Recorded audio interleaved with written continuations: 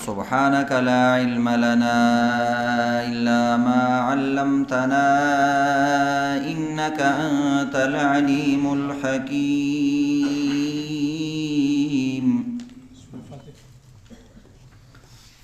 أعوذ بالله من الشيطان الرجيم. بسم الله الرحمن الرحيم.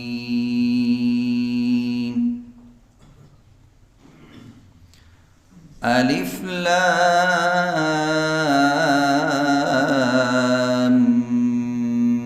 ميم.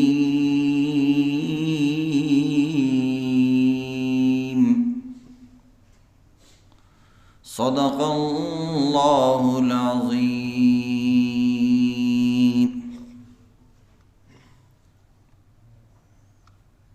سورہ بقرہ 1 نمبر آیات، پہلا پارہ اور پہلا رکوع۔ سورہ بقرہ قرآن کی دوسری بڑی سورت ہے۔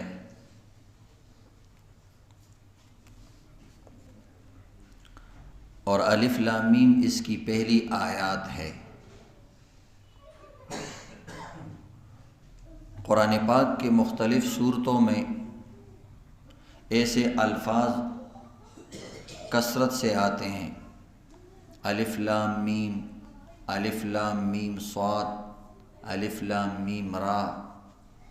اس کو عربی زبان میں حروف مقطعات کہتے ہیں۔ قطع کا معنی ہے الگ الگ۔ یہ حروف اکٹھے لکھے جاتے ہیں، مگر جب اس کا تلفظ ہوتا ہے، پرونسیشن ہوتی ہے، تو وہ الگ الگ ہوتی ہے۔ الف لام میم اکٹھا لکھا گیا ہے، لیکن جب آپ اس کو پڑھیں گے تو الف کو جدا، لام کو الگ، میم کو الگ۔ الف لام میم۔ اگر یہی حرف قرآن پاک میں دوسری جگہ استعمال ہو جائے تو اس کو ہم الگ طریقے سے پڑھتے ہیں، جیسے علم تر کیفا، وہاں اس کو ہم علم پڑھتے ہیں، اس کو مرکب پڑھتے ہیں، اکٹھے ملا کر پڑھتے ہیں، لیکن یہاں اس طرح نہیں پڑھتے ہیں۔ یہاں پڑھتے ہیں الف لام میم، جس طرح حروف تہجی ہوتی ہے الفابیٹ، الف با تا سا، جس طرح مفردات پڑھتے ہیں اس طرح یہاں پڑھا جاتا ہے۔ اس کو حروف مقطعات کہتے ہیں۔ یہ قرآن پاک پڑھنے سے پہلے جب طالب علم نورانی قاعدہ یا کوئی دوسرا قاعدہ پڑھتا ہے، اس میں باقاعدہ اس کا ایک چیپٹر ہے اور ایک تختی ہے، وہاں بھی لکھا ہوا تھا حروف مقطعات۔ یہ الفاظ قرآن پاک میں مختلف طریقوں سے استعمال ہوئے، کبھی ایک ایک حرف، کبھی دو دو حرف، کبھی تین تین حرف، کبھی 4 حرف، کبھی 5 حرف۔ یہ قرآن پاک میں مختلف جگہ، تقریباً یہ 29 سورتوں کے شروع میں یہ استعمال ہوئے ہیں،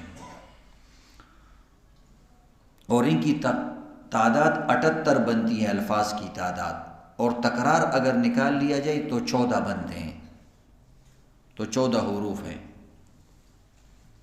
اس کو حروف مقطعات کہتے ہیں۔ کبھی قاف صاد، قاف قرآن میں استعمال ہوا ہے، صاد ایک سورت کے شروع میں آیا، ایک شروع میں ہے نون والقلم وما یسطرون۔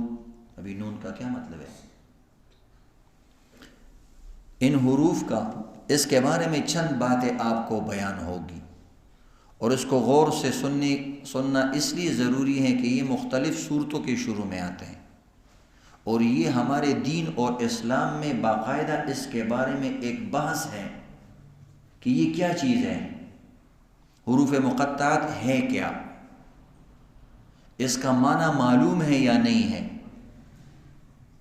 اور اگر معنی معلوم ہے تو اس کے معنی کیا ہے۔ اگر معنی معلوم نہیں ہے تو اللہ تعالیٰ نے قرآن میں ایسے حروف کیوں نازل کیے ہیں کہ اس کے معنی معلوم نہیں ہے، تو پھر کس مقصد کے لیے اس کو اتارا گیا ہے، اور اگر معلوم ہے تو اس کے کیا معنی ہے اور کس کس کو معلوم ہے۔ اور اگر ایسے حروف لانے کا مقصد اللہ تعالیٰ کا کیا تھا اور اس میں کون کون سی حکمتیں ہیں کہ ایسے حروف کو قرآن پاک میں نازل کیا ہے، تو اس کی تقریباً 5 مختلف صورتیں ہیں. کبھی ایک ایک حرف استعمال ہوتا ہے، قاف، صاد، نون، یہ مختلف صورتوں میں ہیں. کبھی 2 استعمال ہوتے ہیں، طٰہٰ، 2 لفظ استعمال، طٰ اور ہا. اور اسی طرح طاسین. اور کبھی ثلاثی ہوتے ہیں، 3 حروف، الف لام میم، الف لام را، طاسین میم. اور کبھی رباعی 4 حرفی استعمال ہوتا ہے، الف لام میم صاد، الف لام میم را. کبھی 5 حروف خماسی اس کو کہتے ہیں، کاف ہا یا عین صاد، یہ بھی حروف مقطعات میں سے ہیں. اور کبھی ہاں میم عین سین قاف، ایک صورت کے شروع میں اس طرح ہے. بہرحال ان حروف کے بارے میں چند عقیدے اور چند مسائل یہ یاد رکھنے ضروری ہے. ان حروف کے بارے میں چند عقائد رکھنا بحیثیت مسلمان ضروری ہے، یا بحیثیت مترجم آپ ترجمہ کرتے ہیں، تفسیر پڑھتے ہیں، قرآن سمجھنا چاہتے ہیں، تو ان حروف کے بارے میں آپ نے کیا عقیدہ رکھنا ہے. ان حروف پر باقاعدہ کتابیں لکھی گئی ہیں، صرف اس ایک حرف پر، حروف مقطعات پر باقاعدہ بڑی بڑی جلد کی کتابیں لکھی گئی ہیں. اور یہ قرآن کے اعجاز میں عجیب ایک اضافہ ہے. ایک عقیدہ یہ رکھنا ہے کہ ان حروف کا حقیقی معنی اور یقینی معنی اور قطعی معنی یہ صرف اللہ کو معلوم ہے. یقینی اور قطعی معنی صرف اللہ تا معلوم ادا. یہ ایک عقیدہ رکھنا ہے. دوسرا یہ عقیدہ رکھنا ہے کہ شاید اللہ تعالیٰ نے حضور پاک صلی اللہ علیہ وسلم کو بھی اس کا معنی بتایا تھا، لیکن اس کی تبلیغ ممنوع تھی. دوسرے کو سکھانا اور پہنچانا یہ منع ہے. آپ صلی اللہ علیہ وسلم کو اس سے منع کیا گیا تھا، کیونکہ احادیث کے ذخیرے میں آپ دیکھیں تو ان میں سے 29 حروف میں سے کسی حرف کا معنی بیان نہیں کیا آپ صلی اللہ علیہ وسلم نے. تو آپ صلی اللہ علیہ وسلم کو بھی یہ معنی معلوم تھا، اللہ کو بھی معلوم تھا، لیکن یہ اللہ اور نبی کے درمیان راز و نیاز کی باتیں تھی. تو ایک یہ عقیدہ. تیسرا یہ عقیدہ کہ یہ الفاظ محمل نہیں ہیں. محمل کہتے ہیں، ایک ہوتے ہیں معنادار الفاظ، موضوع لفظ، اور ایک ہوتے ہیں محمل جس کا معنی نہ ہو. جیسے ہم کہتے ہیں چائے مائے، چائے کا معنی ہوئے، مائے کا کوئی معنی نہیں ہے. چپل مپل، نو چپل معنی خوشتا تھا، مپل معنی نہیں تھا. نو دی مپل لفظ تا محمل لفظ ہوئی، اس کو محمل لفظ کہتے ہیں. تو قرآن کے یہ جو حروف ہیں یہ محمل نہیں ہیں، اس کے بڑے گہرے معنی ہیں، بڑے عظیم معنی ہیں جو اللہ اور اس کے رسول کو معلوم ہے، حقیقی معنی. اس وجہ سے جب ہم اس کا ترجمہ کرتے ہیں الف لام میم، اللہ باخبر ہے اس کے معنی پر، اس کا ہم یہ معنی کرتے ہیں اللہ خپوئیگی پا مراد ددی الفاظو ددی معنی بدا کے ندا ددی معنی ندا. سلورم عقیدہ. چوتھا عقیدہ، جن صورتوں کے شروع میں یہ الفاظ آئے ہیں ان صورتوں کے ساتھ اس کے گہرے روابط ہے. دیکھو صورتوں سرے زبردست تعلق ہے. اور پینزم عقیدہ چدا اہل کتاب او دا عرب و پنیز باندی دا دیر فصیح او بلیغ الفاظ دی. یہ فصیح اور بلیغ الفاظ ہیں، اس لیے کہ یہ اگر فصیح اور بلیغ الفاظ نہ ہوتے تو آپ صلی اللہ علیہ وسلم کے دشمن یہود و نصارہ اور مشرکین وہ باقاعدہ طور پر اعتراض کرتے کہ یہ آپ کیسے الفاظ استعمال کرتے ہیں. ان کو پتہ تھا کہ فصیح اور بلیغ د فصاحت او د بلاغت نہ ڈک کلام اغوی چاہیے کہ داسے الفاظ استعمالی کی 400 بھی نہ پوئے گی. جیسے شعراء بعض الفاظ استعمال کرتے ہیں ہمیں ان کی سمجھ نہیں پڑتی. مختلف قوموں میں ایسے الفاظ ہیں اور یہ اس قسم کے الفاظ مختلف زبانوں میں اور مختلف فنون میں استعمال ہوتے ہیں. یہ کوئی عجیب بات نہیں ہے. اور اس کو عربی میں حروف مقطعات کہتے ہیں, کبھی اس کو مخفف الفاظ کہتے ہیں, اور انگلش میں اس کو ایبریویشن کہتے ہیں مخففات کو. کبھی کبھی ہم اس کو کوڈ ورڈ سے بھی یاد کرتے ہیں. بعض کوڈ ورڈ د دکاندارانو خپل میز کې کوڈ ورڈ وي چې هغه ته هغه لفظ وي پوه شي نور ګاګ پې نه پوهېږي. مختلف قومونو کې کوڈ ورڈ وي, خفیه د راز خبرې په ډاکټرانو کې, دکاندارانو کې, عوامو کې, خواصو کې ہر چا کوڈ ورڈ وی, خاص خاص الفاظ وی, پاغے بانے ہر ساڑھے ہر انسان نہ پوئے گی, نہیں سمجھتا اس کو. تو یہ اللہ تعالیٰ اور پیغمبر کے درمیان کوڈ ورڈز ہے, اور یہ مختلف زبانوں میں ہوتے ہیں. مثلا ریاضی میں حساب جنہوں نے پڑھا ہوا ہوتا ہے اس میں ہوتے ہیں میتھمیٹیکل سائمبولز بھی, اور کیمسٹری کیمیا دا یو فن دے پاغی کی فارمولاز وی, فارمولا نو فارمولی نہ پورا اگر دوائی او غسیز معلومی کی نو دا شان اللہ رب العزت قرآن پاک کے دا سے الفاظ روستی دی چی دا اللہ تو پیغمبر تا معلوم دی او امتی دا دی دا تعلیم نا و دا تبلیغ نا بظاہر منع کرے دے. اس کے بارے میں 2 قسم کی علماء کی رائے ہیں. ایک قسم یہ علماء کرام ہیں جو کہتے ہیں کہ ان الفاظ کا حقیقی اور قطعی معنی معلوم نہیں ہے, ظنی, تخیلاتی, تصوراتی, تخمینی معنی معلوم ہے. ظنی معنی کولے شي چې د دې دا معنی ده, دا معنی ده, خدا یقینی معنی نه ده. ځکه مفسرین ډېر معناګاړي کړي, صحابہ د دې معنی کړي دي, تابعین, تبع تابعین, ائمہ دین نے اس کے معنی بیان کیے ہیں, لیکن وہ معنی یقینی معنی نہیں ہے کہ یہ اس کا معنی ہے, بلکہ وہ تخمینی ایک معنی, تصوراتی, اور ایسے انہوں نے ایک معنی بیان کیے ہیں. تو جمہور علماء کا مسلک یہ ہے, اکثر علماء کا, کہ اس کے معنی بیان نہیں کرو گے. اس وجہ سے آپ کسی بھی تفسیر کو اٹھائیں اور الف لام میم کے نیچے دیکھیں اللہ جانتا ہے بہتر اس کا معنی, یہ معنی لکھا ہوتا. تو دیکھو آپ کے علم میں کتنا اضافہ ہوا کہ قرآن میں ایسے الفاظ بھی ہیں کہ ان کا ترجمہ اور تفسیر آپ لوگوں نے نہیں سیکھنا ہے, یقینی ترجمہ. باقی ظنی معنی آپ بھی سیکھ سکتے ہیں, وہ میں آپ کو عجیب عجیب اس کے معنی ابھی بتاؤں گا. تو جمہور علماء کہتے ہیں سر اللہ, یہ اللہ کے اسرار اور راز کی باتیں ہیں. اللہ اعلم بمرادہ بذالک. اور ابو بکر صدیق رضی اللہ تعالیٰ عنہ نے بھی فرمایا لکل کتاب سر وسر اللہ فی القرآن فواتح السور.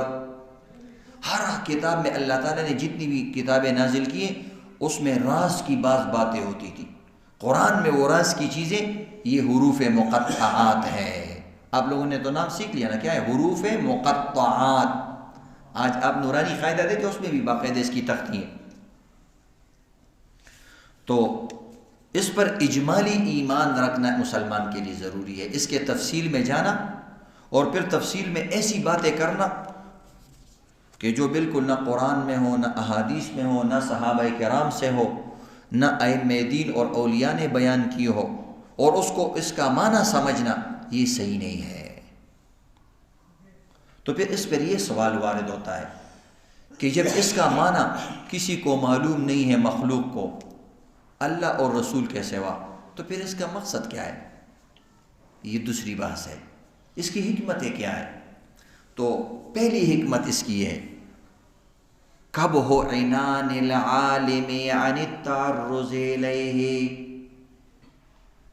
علماء کے لیے اس میں ایک امتحان ہے کہ تم بڑے علامہ ہو، بڑے مفسر اور مترجم ہو، اللہ نے بہت کچھ تجھے دیا ہوا ہے، لیکن یاد رکھنا اس چیز کا علم تو نہیں رکھتا، اور اس میں بحث مباحث سے پرہیز کر۔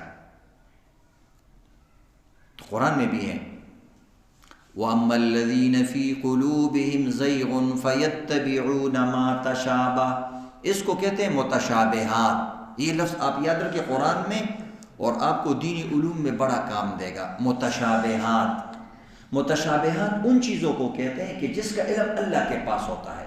یہ حروف مقطعات یا قرآن و حدیث میں اللہ کی اعضاء کے بارے میں بات آتی ہے کہ اللہ کا ہاتھ ہے، اور اسی طرح مختلف، تو اس کا معنی کسی کو معلوم نہیں ہے کہ اس کا کیا مطلب ہے، کیونکہ لیس کمثلہ شیء، اللہ کی طرح کوئی چیز نہیں ہے، تو اس وجہ سے ہم اس کی مثال بیان نہیں کر سکتے۔ تو اس کو کہتے ہیں متشابہات۔ قرآن کی آیتیں دو قسم کی ہیں، محکمات اور متشابہات۔ محکم وہ آیتیں جو واضح ہے، مفسرین نے سب نے اس کو بیان کیا ہے، اور متشابہات وہ آیتیں ہیں جس کو بیان نہیں کیا گیا ڈیٹیل سے اور تفصیل سے۔ تو اس وجہ سے اس میں عالم کے لیے امتحان ہے کہ آپ تو عجیب و غریب باتیں بیان کرتے ہو، لیکن یہاں خیال رکھنا ان چیزوں میں تحقیقات زیادہ نہیں کرنی ہے۔ تو ایک اس کا مقصد یہ ہے، اور دوسری حکمت اس کی یہ ہے، غیر عالم کے لیے، عام لوگوں کے لیے اس میں حکمت یہ ہے کہ ان کے لیے ایک ترغیب ہے کہ دیکھو بندے، اللہ کی دین میں ایسی عجیب عجیب باتیں ہیں، اللہ کے قرآن میں ایسی عجیب باتیں ہیں کہ آپ اس کو سیکھ لو، کہ اس لفظ کا معنی معلوم ہے، اس کا معلوم نہیں ہے، یہ مسئلہ ایسا ہے، یہ ویسا ہے، یہ ساری چیزیں تم معلوم کرو۔ دیکھو اللہ کی دین میں کتنی عجیب و غریب مسائل ہیں اور باتیں ہیں۔ نو دا عام خلقو دا پارا پدی کی حکمت دا دے چې دوی سره د دین شوق پیدا شي، چې واه داسې عجیبه خبرې مشته دی چې موږ په هغې نه پوهېږو۔ انور شاہ کشمیری رحمۃ اللہ علیہ جب بیان کیا کرتے تھے تو عوام اس کو نہیں سمجھتے تھے، تو ایک دفعہ علامہ شبیر احمد عثمانی رحمۃ اللہ علیہ سے کہنے لگے کہ میں بیان نہیں کرتا ہوں، لوگ سمجھتے نہیں ہیں۔ تو شبیر احمد عثمانی رحمۃ اللہ علیہ نے فرمایا کہ تم بیان کیا کرو تاکہ ان لوگوں کو پتہ چل جائے کہ دین میں ایسی بھی بڑی بڑی باتیں ہیں جن کو ہم نہیں سمجھتے، یہ بھی ان کے علم میں آئے گا۔ تو بہرحال عوام کے لیے اس میں دین کی ترغیب ہے کہ دین کو سیکھو، کون سی بات سیکھنی ہے، کون سی بات بیان کرنی ہے، کس بات کی تبلیغ کرنی ہے، کس کی نہیں کرنی ہے، کون سی بات اہم ہے، کون سی بات غیر اہم ہے، یہ آپ کو پتہ چلے گا۔ تو اس لفظ میں عوام کے لیے ایک ترغیب ہے۔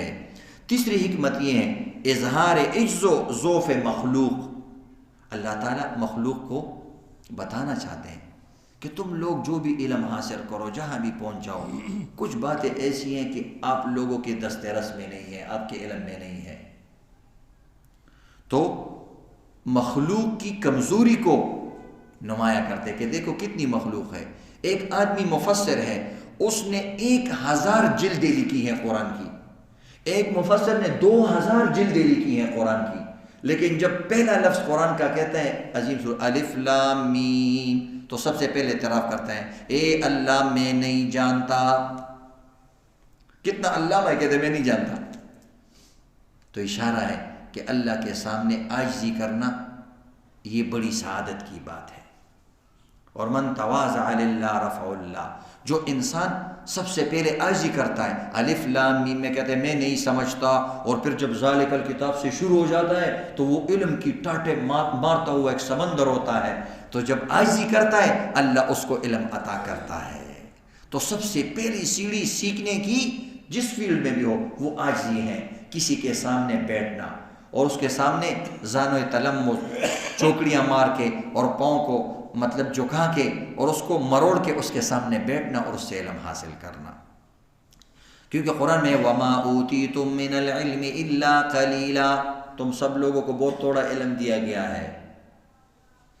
چوتھی حکمت یہ ہے لِتَحَدِّي الْكُفَّارِ وَإِعْجَازِ الْقُرْآنِ، اس میں قرآن کا ایک معجزہ ہے اور کفار کے لیے ایک چیلنج ہے۔ کیسے چیلنج ہے؟ دنیا کی جتنی بھی زبانیں ہیں وہ اسی الف با تا اور اس کی آوازوں سے بنی ہوئی ہے، انہی آوازوں سے بنی ہوئی ہے۔ آپ اگر اے بھی کہیں گے اس میں الف ہے، اے، بی با اور یا، سی سین اور یا، سارے اسی حروف سے بنے ہوئے ہیں۔ دنیا کی جتنی بھی زبانیں، چاہے ہندی ہو چاہے انگریزی ہو، جو سمر جبی دی اگر ټول هم د دې آوازونو نه جوړ شوي، دا د قرآن چې کوم حروف دی الف با تا سا جیم۔ پھر بعض زبانیں ایسے ہیں کہ وہ جو بنی ہیں تو وہ دنیا کی چیزوں میں سے دیکھ کر ان کی شکلیں بنائی گئی، جیسے عبرانی، عربی، اور بعض جو ہے وہ صرف آوازیں ہیں جیسے انگریزی اور ہندی، ان کی کوئی حقیقت نہیں ہے، یہ صرف آواز ہے۔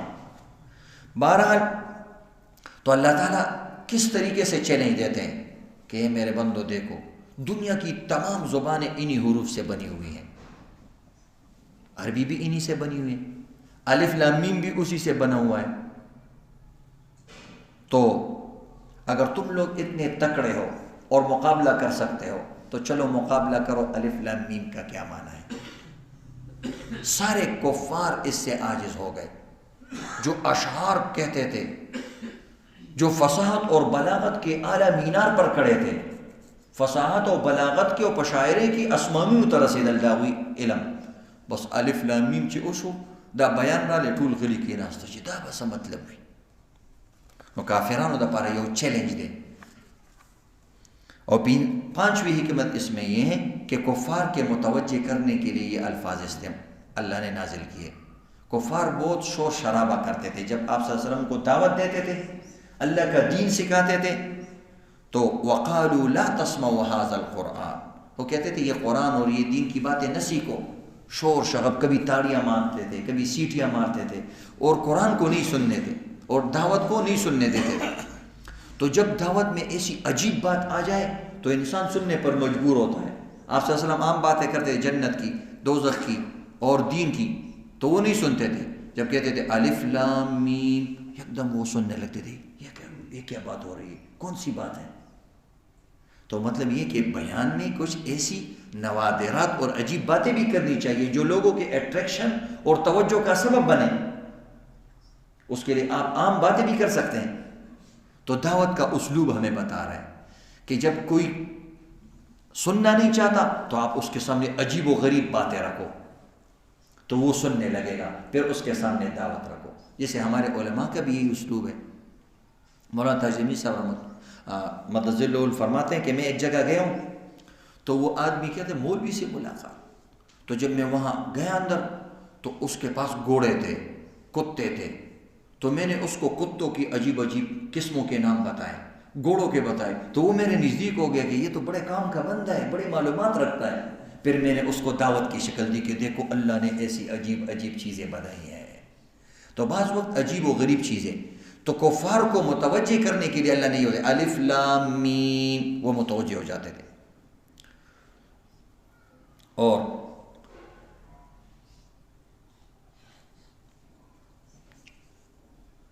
چھٹی حکمت یہ ہے کہ تعلیم اور تعلم کے طریقہ کار اللہ ہمیں سکھا رہا ہے کہ تعلیم، جب کسی چیز کو سیکھنا اور سکھانا ہو تو اس کے لیے آپ ابتدائی سٹیج سے کام لیں۔ چکل تچاتا سخیں یازدکے دبلنا یخیں نو ابتدائی قدم بخلے، الف بے تین بشروں کے ڈائریکٹ بجکم دے حفظ علم دی سزونو تا مزہ۔ تعلیم و تعلم کا طریقہ ہے کہ پہلے مفردات سیکھو، سنگولر مفردات یاد کا، بے لغینا پس مرکبات گود وٹکی ہوزے کا، دری ہوزے کا، بے ترجمہ بے تفسیر بے دا کرنا شروع کا۔ تو تعلیم کا طریقہ ہمیں سکھا رہا ہے۔ ساتویں حکمت اس میں یہ ہے، اس میں یہ بیان ہے کہ دیکھو جو آدمی قرآن کو سمجھتا ہے یا نہیں سمجھتا، سب کو ثواب ملتا ہے۔ الف لام میم میں اس کی طرف اشارہ ہے۔ الف لام میم، عالم بھی اس کا معنی نہیں جانتا، عام بھی اس کا معنی نہیں جانتا، اس کے باوجود دونوں کو ثواب ملتا ہے۔ چاہے معنی تمہیں معلوم ہو یا نہ معلوم ہو، پھر بھی آپ کو ثواب قرآن پہ ملے گا، اس میں اس کی طرف اشارہ ہے۔ اور یہ امام احمد بن حنبل نے خواب میں بھی دیکھا تھا، اللہ سے ملاقات کی تھی کہ اللہ تو سب سے زیادہ کس چیز پہ راضی ہوتا ہے؟ کہا بندے میں قرآن پہ بہت راضی ہوتا ہوں۔ پھر فوراً پوچھا اے اللہ جو سمجھ کے پڑھے یا نہ سمجھ، یعرف او لم یعرف، یعلم او لم یعلم، سمجھے یا نہ سمجھے، کہا اس میں فرق نہیں کرتا، جو سمجھتا ہے نہیں سمجھتا پر میرے قرآن سے پیار کرتا ہے مجھے محبوب ہے۔ تو ایک غرض اس میں یہ ہے کہ چاہے قرآن کا معنی تمہیں معلوم نہ ہو کوئی بات نہیں، بس تلاوت کرتے جاتا ہو، تلاوت کرتے جاؤ، کیونکہ ایک حکمت قرآن کی یہ ہے اور انبیاء کی بعثت کا ایک مقصد یہ ہے، اللہ تعالیٰ نے پیغمبروں کو بھیجا، یتلو علیہم آیاتہ، وہ باقاعدہ تلاوت کریں گے قرآن کی، تو یہ ایک مقصد بھی ہے۔ 8ویں حکمت اس میں یہ ہے کہ فصیح اور بلیغ کلام کی علامت یہ ہے کہ اس میں سیکرٹ اور اس طرح کے کوڈ ورڈ کے الفاظ ہوں گے، اور اگر یہ الفاظ اللہ تعالیٰ قرآن میں نازل نہیں کرتا تو پچھلی کتابوں میں ایسے الفاظ تھے، پھر یہود اور نصارہ اعتراض کرتے کہ یہ قرآن تو اس طرح کی کتاب نہیں ہے جو ہمارے پاس تھی، تو اللہ تعالیٰ نے اسی طرح نہج پر نازل کی۔ 9ویں حکمت اس میں یہ ہے کہ اس میں تعلیم کی اہمیت کی طرف اشارہ ہے کہ دیکھو سیکھنے لگ جاؤ، کون سے باتیں سیکھنے کی ہیں، کون سے نہیں سیکھنے کی ہیں، یہ بڑی اہمیت والی بات ہیں۔ اور 10ویں حکمت اس میں یہ ہے کہ تفسیر اور تعلیم کے لیے تلمذ شاگردی ضروری ہے، ورنہ آپ دیکھیں یہی حرف ہے سورہ الف، سورہ فیل میں، اس میں علیحدہ طریقے سے پڑھو گے، یہاں علیحدہ طریقے سے پڑھو گے، کہاں کس طرح پڑھو گے تو آپ کو کیا معلوم؟ تو اس وجہ سے استاد سے سیکھنا ہے کہ اس حرف کو ایسے پڑھنا ہے، اس حرف کو ایسے پڑھنا ہے، اس کو علم پڑھنا ہے، اس کو الف لام میم الگ الگ پڑھنا ہے۔ تو اس میں اشارہ ہے کہ بغیر استاد کے ہی نہیں کر رہی ہے۔